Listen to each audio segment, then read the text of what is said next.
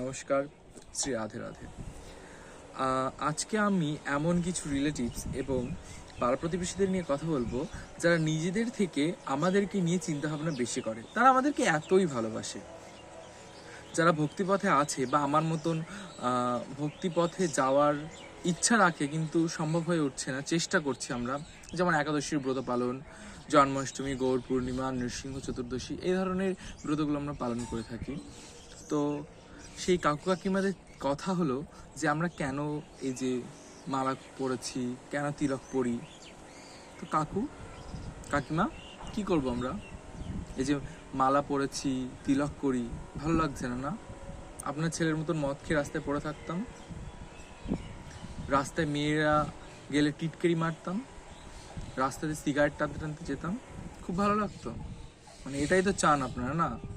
তারপর তারপর তাদের একটা মানে বিশাল বড় একটা প্রশ্ন যে এই যে এখন তো আমাদের বয়স হয়নি, তোদের মানে আমাদের নাকি ভক্তি করার বয়স হয়নি। বলছি কাকিমা, আপনার তো একটা পা চিতায় উঠে গেছে, আপনাকে তো কোনোদিন দেখলাম না একাদশী ব্রত পালন করতে, দেখিনি, সত্যি দেখিনি কোনোদিনও মালা পরতে, তিলক করতে। তো আপনি চিতায় উঠে গেছে একটা পা, আপনি এখনো ভক্তি করতে পারলেন না, আর কবে করবেন? মৃত্যুর পরে নাকি?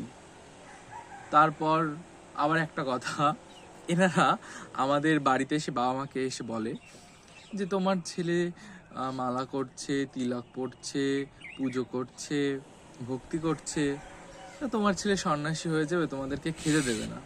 মানে বলতে চাইছে আমরা আমাদের বাবা মাকে দেখবো না বৃদ্ধ বয়সে।